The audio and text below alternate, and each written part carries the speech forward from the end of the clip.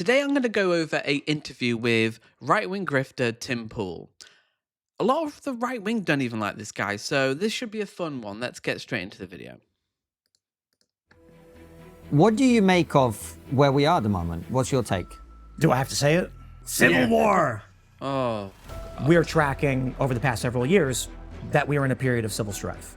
Civil strife is defined academically as 70 or more political deaths per year. We have 30 in the first few months. In times of war, a wartime president makes difficult decisions which are outside what our principles purport to be. But we're not in a time of war. And it's also as well, Tim. No. No, we're not. What I'm saying is you're extending the definition of war, wartime, and emergency in order to suit your agenda, is what it sounds like. You are incorrect. Tim Pool, welcome to Trigonometry. that's interesting to hear the pushback there. That's very interesting. I mean, yeah, we'll see. Thanks for having me. It's an honor and a privilege. It's great to have you on, man. It's an interesting time with a lot going on. You know, people are burning Teslas down, all kinds of crazy shit is going on. What do you make of where we are at the moment? What's your take? Do I have to say it? I mean, that's the point of the show. Civil War! Oh, you love that shit. This is one of the things I don't love it. I just think He does. I'm reading and paying attention and studying. And I don't even go as far as, are you familiar with Rudyard Lynch? No. He's got a big YouTube channel, What If Alt History. Oh my Very smart guy. He God. seems a little bit... Really? That's his reference point? What if alt history? If you know, you know. That's all I'm going to say. autistic. I think he said that. And he predicted 1,000 people would be dead from the point of the election to the beginning of April. And we had him on my show, and I said, that's not going to happen. I think we're at like 30 deaths, politically motivated, since the election. And there's wild stories, like a guy killed his family, and he was screaming about Trump or something like that. Oh, he's all anecdote. He needs a civil war, though, because he's a pure grifter. I mean, it's unequivocal. He tried to say, oh, he didn't know. He was given Russian money, like a lot of these people are. And that's how you sustain a career, because you need that constant war. That's why fascism needs a constant war, because that's how you stay in power. That's what Putin's doing now. That's what Modi's doing in India. So you need that constant threat, because that's how you can keep a control of your audience. It's like the civil war's coming. We need to prepare. It's massive drama, so you can get good clickbait titles, and it sustains your career. He's been doing this for like 10 years. He could do it for another 10, 20 years. It is coming. And then one day it comes and you go, I was right. I'm vindicated. And then somehow he's celebrated. It's such an obvious grift that I think people, even on the right, know that Tim Pool's a grifter. He's got 1,000 people. He's done a bunch of he's done many videos breaking down various civil wars, periods of tumult. It's not that he's hyper-focused on conflict. It's that what we are seeing in the United States tracks alongside in very similar ways what happened to a lot of other countries pre-revolution, pre-Civil War, or even international conflict. What do you mean by that? Like, what do you see? What are the markers that make you think that that's the path that America's on? So when it comes to me saying Civil War, and I do so quite a bit, I don't do so the most, but I have a high-profile show, so people tend to equate it to me. My analysis is actually just I read news stories, and then I agree or disagree. So 8 years ago, there was an article in The Atlantic that At least he's honest. That's it. Read stories. Like, that's it. That literally is his level of analysis. So he'll read mainstream stories, and if it suits his agenda of civil war, of liberals being evil or whatever, he'd be like, yes, I agree with it. And if it doesn't, he won't think it. And he is like a memory bank of he will just spew stuff at you. And he's very good at that. The gish gallop. He will just say stuff. And this is a 2-hour interview. He just bombards you with stuff. And it's hard to kind of debunk it, because the first thing he said, he's already gone on to 12 other things. And he knows what he's doing, because he's been trained to do this over the last 10 years at least. He's very good at it, in a way. that asked a bunch of national security experts and intelligence individuals what the likelihood of a civil war in the United States would be. And the consensus, I think, was 30% in the next 10 years. But some individuals said over 90. So the view among So we'll pick academics that. is the precursor to civil See, he doesn't care about evidence. That's the thing. Consensus 30%, which is fairly low. It's not nothing, one third. Significant. But then some are 90%. So you go, okay, so therefore maybe they're just hedging their bets. Maybe they like, who is that? Are they authoritative on this? See, he will just select data. He is pure anecdote. He is pure emotion, pure confirmation bias. He doesn't care about the evidence. And this is just so boring. Just, is it going to happen statistically? I mean, yes, there's a lot of guns. Yes, there's mass polarization in America. There is. They are more divided than, I mean, a lot of nations are divided. The UK is divided. A lot of countries are divided between leftists, you could argue, and right-wing ideologies that are so irreconcilable. You can't really reconcile these two ideologies in many ways. Anti-trans, pro-trans. Climate change, anti-climate change. Capitalist, very different. And yes, there is a chance of it happening, but it seems very unlikely right now, because why would people don't want a civil war? Like, people don't like war. Since Iraq, Afghanistan, in the US, people don't want war. It's that simple. But to him, it's happening somehow. Based on, okay, some references to academia. War, a period is known as a civil strife period. Civil strife doesn't always lead to civil war. The American Civil Rights Movement in the 1950s was a period of civil strife, not civil unrest. Civil strife is defined academically as 70 or more political deaths per year. We have 30 in the first few months, depending on how you want to define.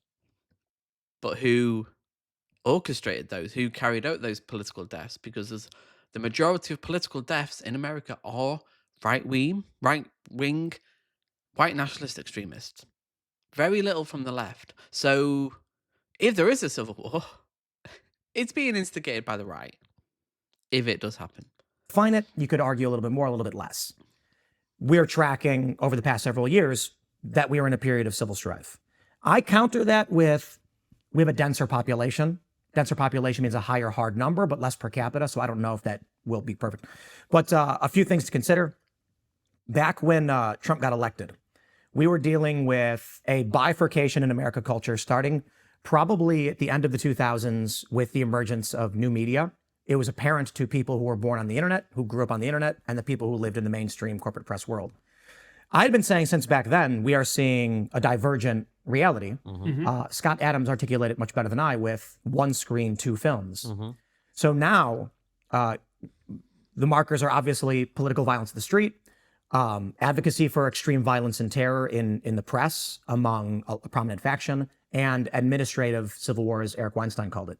All of these things have basically shown that the dam that is holding back the floods of conflict are on the verge of exploding. So if we go back to Donald Trump's first term, you had the street level violence with Antifa. If any conservative or pro-Trump group tried organizing, they were brutalized in the street. There was no inverse of this until the emergence of the Proud Boys.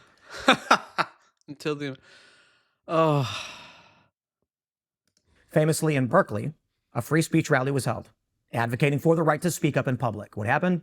Far leftists, many aligned with Antifa as their banner or whatever, showed up through explosives. I mean, this is 2017 or 18. They're throwing explosives at elderly women. I was there. There's a 60, 70-year-old woman waving a little flag, and I've got the video on my YouTube channel. Someone threw an M80 at her, it explodes, and she falls over, and the crowd's screaming. One guy came with a bike lock, a U-lock, and he bashed several people over the head with it. These were not conservatives doing this. That level of street violence ends up with... I'm sorry, I don't believe a word he's saying right now. Not to say that Antifa haven't done anything, not saying that, but I would like to see the evidence of this. Like, the idea that, it's only left if, like, the leftists that are causing violence in America is just factually untrue. It is right, like most shootings, most violence is caused by right-wing white nationalists in America, unequivocally. Like, the data is clear. Donald Trump. He's accused of being a Russian spy, literally targeted by elements of our own intelligence agencies. So you have prominent media personalities defending the violence in the streets. You have violence in the streets, Who? and you have the administrative state. Who's defending violence in the streets? Like, he is just lying, obviously. Like, no media organization would defend violence. Not even on the right, they would defend violence on the street. They would disavow it. Like, they would. It's just silly. He's just a silly man. Targeting the president at the time. Those things were all still very much on the lighter end, but bubbling up. So at the time, we saw several articles. There's a Princeton professor, there's a CIA analyst, there's Stephen Marsh, who's a journalist and researcher, more of a liberal persuasion. And you had this article in The Atlantic and a bunch of ancillary articles that emerged outside of it, asking the question of, is this how civil war starts? Nobody wants to believe it. Nobody wants to pay attention. And so at the time, I had been saying to people, guys, do you think there's any veracity to this? I was part of a chat group with a bunch of different journalists in DC, and they all mocked the idea and said, don't be stupid. People fighting the street all the time. There's protests all the time. And I said, yes, but it's the presidency. They were accusing the president of being a spy for a foreign government, effectively a traitor. That's the penalty of which is death. Like, This is good coming from a guy from, who was getting Russian money. So, okay, this is just boring because it's just fear-mongering. Like, it ain't happening. I'm sorry, it ain't happening in modern America. People have got comfortable enough lives that they're not fighting a civil war. Like, even the most ardent MAGA supporter does not want civil war. They're not calling for civil war. This is just grift to get clicks, excite people. This is what they do. And it sustains a career. Like, it's hard doing YouTube every day. You got to come up with things. And how do you do that? How do you get noticed? How do you stay relevant? Well, you say there's a civil war coming. It's just ain't happening. Right, so let's move on because it's just boring. Is the left a cult? Let's just watch a bit of this and we'll... But you say the left is a cult. oh yeah. It's not the whole of the left. Let's be fair, Tim. That is a very small percentage of people. I can do the same thing with the right. And I can say, look, the right, they're completely insane. Look at these nutbags on Twitter. You'd be wrong. Really? Yeah. RFK Jr., former liberal. Tulsi Gabbard, former liberal. Donald Trump, former liberal. Elon Musk, former liberal. Colin Wright, former liberal. Tim Pool, former liberal. How is it that the popular vote winner, Donald Trump, was... Yeah, they're all grifters. I'm sorry, if you are an adult and you move to the right, there's usually a reason for that. And often you've been shamed in some way, which I think is sad. Like, people do have an emotional response. Like, when people turn to religion, often it's after a death, a loss of relationship, a loss of a job. There's a trauma there. And maybe in a political space, you've been shamed. Like Candace Owens famously used to be a Democrat. And she turned right pretty quickly after a campaign. I can't remember the nature of the campaign, but people really went after her. And that's when people turn to the right. Like the same with Elon Musk. When did he turn to the right? After was an allegation. He tried to ask a air hostess to give him hand relief on a plane. Like, after that, what alternative do you have? Or if you want to make money, often it's money, a financial incentive to turn to the right. There's no money on the left. I'm sorry, there isn't. People say, oh, Hassan and a couple of big streamers. Okay. But there's way more money circulating on the right because you can get money from the Koch brothers. You can get money from the Barclay brothers. You can get money like Tim Pool did from Russia, whether he knew it or not. I really believe he knew what he was doing. There's not that money on the left, unless you are a Russian shill, which, as far as I'm concerned, you're not a leftist if you shill for Russia. Was a Democrat up until his first term. That Tulsi Gabbard, DNI, former Democrat, that I supported in 2020. I never voted Republican. I didn't like Republicans. And now the Republican MAGA movement, not the neocons, is an eclectic bunch of diverse views which debate each other. How is that Charlie Kirk? God, that is cope. They do not do, it's pure cult. Like, I'm not saying there's not cult-like behavior on the left. There clearly is. But the right and MAGA is objectively a cult. There's been studies on this, there's been analysis where Trump is a cult leader. He shows the traits of a cult leader. He demands loyalty, any criticism, and you're kind of out. Like, he demands loyalty more than any other leader. And MAGA, often you question them, and it is an emotional attachment to that group. Like, they're told what to believe. Like, the idea that there's a vibrant debate in MAGA over like policy is truly insane. That is an insane thing to say. Kirk, Christian conservative with one of the largest conservative platforms, invites moderate pro-choice Tim Pool onto his stage for his biggest event of the year to discuss those views to the public. On the left, what do you think would happen if you went and opposed their views at a public forum? Fine. You'd be threatened with violence. Not really. You can have a debate. We do have a debate on the left. Like, what's our priorities? Is it healthcare? Is it the economy? Is it housing? Is it childcare? Like, this is a good debate. Like, the leftists do have this debate constantly. Like, what should we priority? And we're now focusing more on class consciousness, wealth. Like, it's okay. Just so silly. No, they don't have the debate because it's all immigration. It's all culture war. That's it. That's it. They know how to win because, yeah, it's about winning. And it is true. They are right. Like, if you want to win, you got to rile people up. Nationalism, anti-immigration sentiment, fear-mongering about trans people.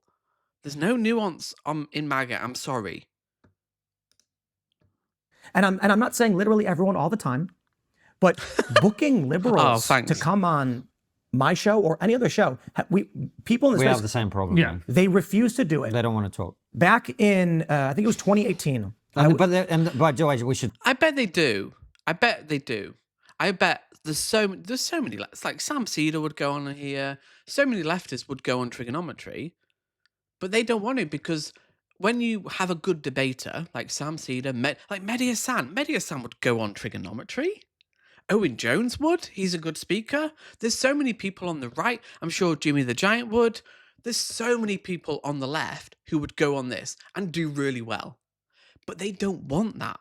That's why they get people who aren't as experienced and aren't aware of how cynical they are and how audience captured they are. So they don't invite them on. They used to have people, but now it's like, oh no, they need to maintain that echo chamber. Say why as well. They're scared of their own side. Yeah. It's a cult. So I can sit in front of a libertarian like Dave Smith, who's going to rant about how Israel is bad, and Charlie Kirk at the same time, and we leave with beers in our hands, smiles on our faces. And Oh my god, that's insane. The idea that Charlie Kirk again is the worst. I need to do a video on that guy. He is the worst. Like, they have no values. It's just power money. The idea that they're having a diverse, and Dave Smith, yeah, is different. Yeah, he is anti-Israel, and there is a difference there. But the idea that somehow that means that there's a vibrant discourse in MAGA is simply not true. It's just so silly. Dave will say, Charlie, I really do appreciate it. I think you do good work. I know we disagree. The left doesn't do that. They firebomb your buildings. Or they just don't show up. Or they try to get you fired. They swat you. They harass you. The reason I say it's What? Really? AOC will throw a firebomb or Bernie or any leftist like Sam Cedar or who's big in America? The Serfs, the Vanguard. I mean, it's just silly. And it's all projection. This is all psychological projection of what they do. They're violent. They're cult-like. They have no ideas. They don't debate. It all comes from the top. All conservative talking points, like Donald Trump said it. No one was bothered about trans people 10 years ago. Donald Trump doesn't care about trans people. He's just been told it because he knows it wins votes. Immigration as well. Build the wall was an accident. In his first campaign, 2016, he wasn't even going to mention it. And then I think they were talking about it and then it came to his head, oh, build the wall. And it got a big cheer. It was by accident. Build the wall, trans rights. Donald Trump does not care. He does not care. the audience does. That's not a discourse based on honesty and like coming together and sharing values. It's a cult is because you could not define what they believe. It's impossible. Hassan Piker famously made a video responding to me where he said, Always I angry. said the military-industrial complex is a bad thing. The U.S. imperialism imposing its will through financing. He pauses the video and he says, he's completely right on this one. I agree. And then I said, this is why I don't think Ukraine is a special case. Why the U.S. has given Ukraine more money than Israel in 2 years than Israel got in 50. And then Hassan breaks and goes, Oh, okay then. Well, would he say to withdraw all the money, all the military spending, all the aid to Israel? He wouldn't. This is the hypocrisy of the right. They say anti-militarism, anti-intervention, but then you say, well, okay, well because America has such huge numbers on military spending. Do you want to cut it? A lot of them don't. Like when the push comes to the shove on that, I guarantee Tim Pool would not cut military spending. He would not. Like he's saying he's virtue signaling this, and they always do, like anti-war. But when like push, he's such a hypocrite. this guy actually thinks we shouldn't support Ukraine? Now be consistent, buddy. Are you concerned about U.S. imperial expansion into foreign countries? Or do you... No, but it's not the same. There's a false equivalency there. Helping Ukraine to fight Russia, who have illegally invaded, is different to helping Israel, who have illegally occupied. Very different. They're not the same. And I think we should help Ukraine way more. And America should. A lot of the arms they were given was old stock that cost a lot of money to maintain. So really, America was saving money by giving them, and they should be given more. So should the EU. The idea that they're anti-war, but I mean, does he say that? Like, I'm willing to be proven wrong, but does he say stop arming Israel? I doubt it. Or are you simply pretending that's the case? You could not map the logic of their principles or plan for this country. It's about feelings. Yeah. I think it is, but if you break it down, it's largely about adhering to the murmuration. The left swings around randomly in random directions.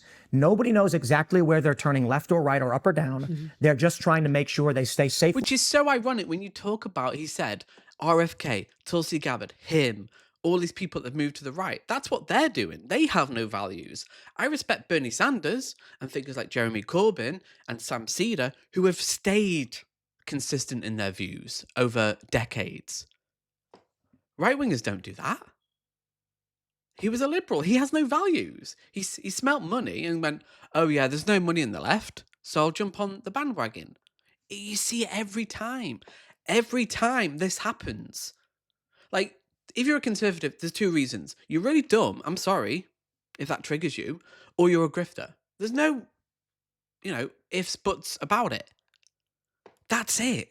You're ill-informed, you're in a cult, you hate people, you're selfish, or you're dumb. Sorry, if you don't like it, skill issue. In a position where someone else won't bludgeon them in the head with a bike lock. So Tesla's a great example. 2 years ago, Stephen Colbert bragged on his show he owns a Tesla. Today, he's making jokes about how it's funny that people are firebombing them. Did he make jokes about that? Also, as well, yes, when a ostensible Democrat moves to be a neo-Nazi, we get to mock that. I don't think you should necessarily joke about firebombing and destruction of property, but I think you can joke about Elon Musk and him becoming a neo-Nazi. Again, an inconsistent, a shill, someone who has no values, who will move on a whim with the times. We can mock that. You're saying, oh, the left is all over the place. No, the right is. The right has no consistent value. They will go wherever the wind goes. Well, that don't make sense. You've got innocent people. Yeah, but again, you could play this game both ways. You could say all these people used to say Trump is a loose cannon and is a crazy and whatever. Now they're all in his White House. Some of them. But I always point to tendencies. Fair play to Kissen. I mean, that's the only pushback you're going to get from Kissen, that J.D. Vance did call Trump a Nazi, but now he's supporting him.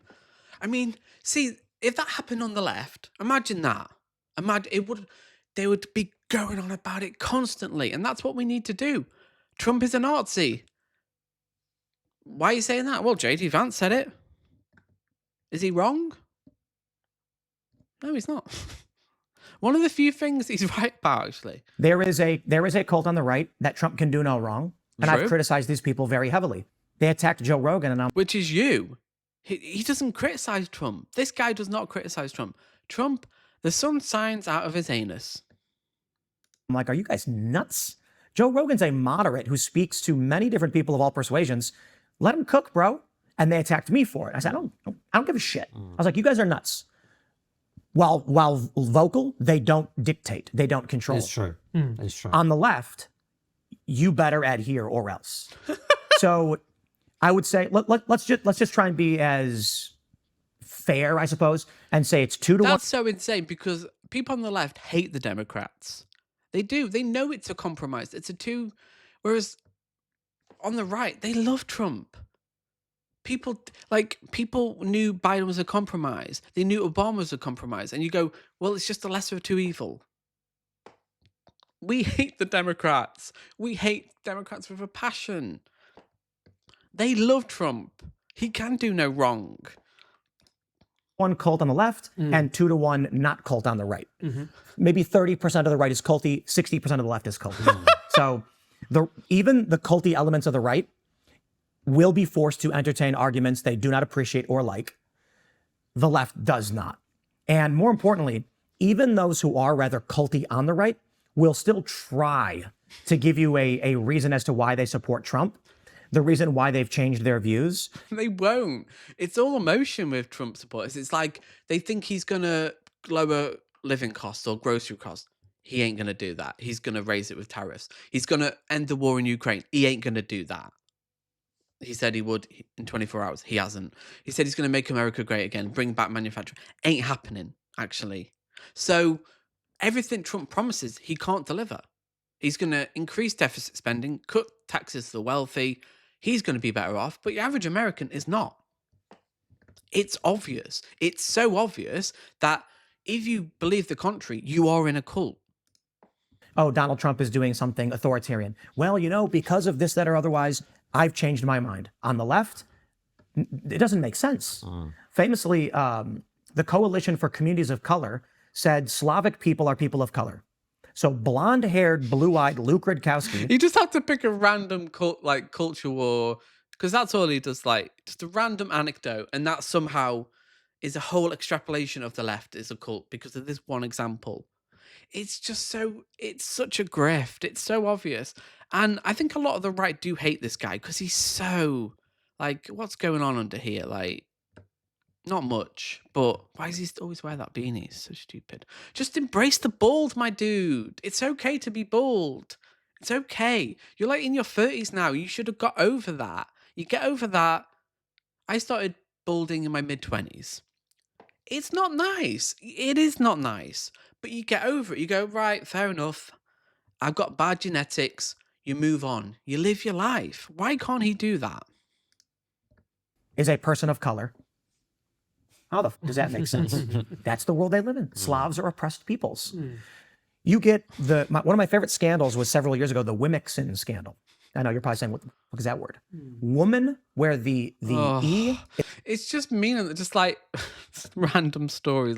It's never data. It's never studies. It's it'll pick out just stories that just random stories about an individual. That's not how evidence works, my dear. It isn't, but to them it is. You could do that with so much of the right wing, just anything on the right wing. You just pick out a story and be like, look, this is No, you need broad data that indicates trends. It's just silly. But people believe this because they are anti-scientific. They're anti-empiricist. So to them, they're convinced by this. They think this is data, a story about one person somehow is indicative of a wider trend. Insane. Anti-intellectual.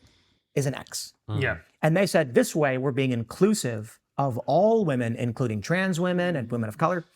Well, within a week of using this, they were attacked by trans activists because they said trans women are women. And by creating a new word, you are now arguing that trans women need a special classification. So you're Well, transphobic. listen, Yeah. man, you don't need to persuade us that the left went full retard. Like, genuinely, because we're Oh, people he's who dropping the always R thought word, he's you say edgy. liberal. Like, that's how we always thought of ourselves. And then Okay, we're gonna end there because it's just so silly. Like, it's the grift is obvious. No one likes Tim Pool. If you like Tim Pool, I'm sorry, you're done. Like, you are you can't be saved. I'm sorry. Sorry. If you think he's a good guy, you think he's an intelligent, you think he's got points, you can't be saved. Hit the like button, and I'll see you in the next video.